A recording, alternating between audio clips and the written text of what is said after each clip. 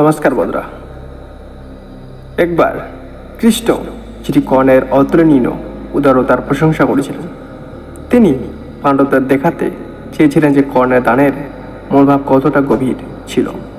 পাণ্ডবদের মধ্যে জ্যেষ্ঠ যুধিষ্ঠির তার ধার্মিকতার জন্য পরিচিত ছিলেন এবং একজন দান্তব্য রাজা হিসেবে পরিবিবেচিত হন।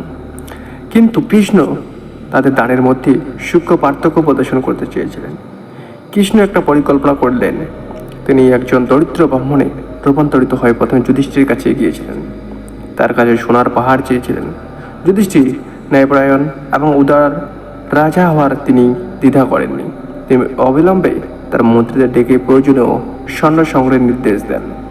তার দল রাজ্যের কোষাগার থেকে সোনা সংগ্রহ করে শুরু করে হিসেব করে ব্রাহ্মণের অনুরোধ করে পূরণ করতে কতটা লাগবে সময় লেগেছিল।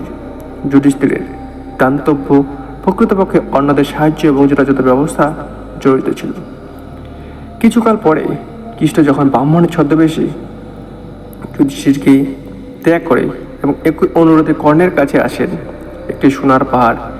এক মুহূর্ত দ্বিধা ছাড়াই কর্ণ, যার নিজের কোনো সম্পদ ছিল না কিন্তু সর্বদা তাদের দিতে ইচ্ছুক, তিনি একটি বেলুচা তুলে বাগানে গেলেন এবং পৃথিবী খনন করতে লাগলেন।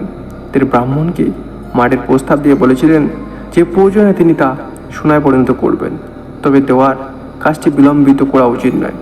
কর্ণ অন্য কাউকে জড়িত করেননি বা তিনি কীভাবে অনুরোধটি পূরণ করবেন তা নিয়ে দ্বিধা করেননি। কৃষ্ণ উভয়ের দ্বারা মুগ্ধ। কৃষ্ণ বিশেষ করে কর্ণের দ্রুত এবং নিঃস্বার্থ উদারতায় হাসলেন এবং কর্ণ এবং যুধিষ্ঠির উভয়ের কাছে তার আসল রূপ প্রকাশ করলেন। গল্পটি দুটি ভিন্ন ধরনের দান্তব্যকে তুলে ধরেছিল। যুধিষ্ঠিরের দান্তব্য ছিল মহৎ এবং চিন্তাশীল এবং তার রাজ্যের সম্পদের উপর নির্ভরশীল। প্রয়োজনীয় উপায় উপকরণ জোগাড় করার পর তিনি যা পারতেন তাই দিয়েছেন। কর্ণের দান্তব্য ছিল সহজাত এবং নিঃস্বার্থ। অপেক্ষা না করে বা ফলাফল বিবেচনা না করে অবিলম্বে দিতে প্রস্তুত ছিলেন।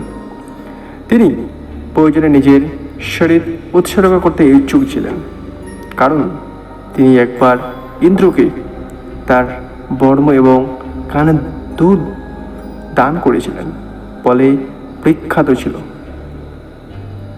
জেনে যে এটি তাকে দুর্বল করবে।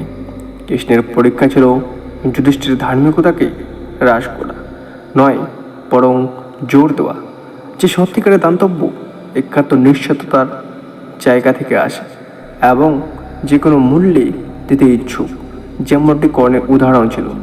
এই গল্পটি কর্ণের অতুলনীয় উদারতার প্রমাণ হিসেবে রয়ে গেছে, এমনকি ব্যক্তিগত কষ্টের মধ্যেও। সো বন্ধুরা, এরকম অবশ্যই চ্যানেল সাবস্ক্রাইব করে বসে থাকুন। জয় হিন্দ, বন্দে মাতরম। ভারত মাতা কি জয়।